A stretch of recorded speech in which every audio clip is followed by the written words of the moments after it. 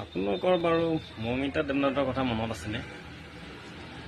2024 চনৰ 9 আগষ্ট তাৰিখে কলকাতাৰ যে আপোনাৰ আৰ.জি. কৰ মেডিকেল কলেজ হস্পিটেলত যে 31 বছৰীয়া এগৰাকী ডাক্তৰক অতি নৃশংসভাৱে আপোনাৰ ধৰ্ষণ কৰি হত্যা কৰা হৈছিল, সেই মৌমিতা দেৱনাথৰ কথা সুধিছোঁ।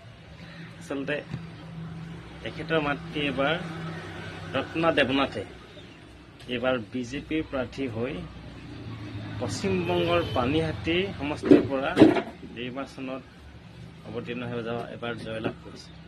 খুব ভাল কথা। আমি এই জীবনে আর ভালো থাকতে পারবো না। মনের মধ্যে যে একটা যন্ত্রণা, এই যন্ত্রণাটা নিয়েই আমি পৃথিবী থেকে চলে যাব একদিন। আপনি যদি ক্ষমতায় আসেন কি পরিবর্তন করবেন? নারীদের সুরক্ষা, নারীদের সম্মান, এগুলোর দায়িত্বটা আমি নিজে নেব।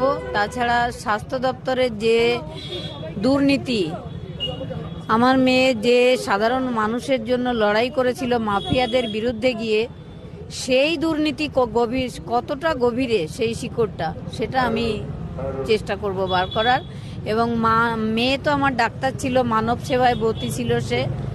আমিও সেই জন্য এই নারী সুরক্ষা শুধু পশ্চিমবঙ্গের নয়, সারা ভারতবর্ষের নারী সুরক্ষার দায়িত্বটা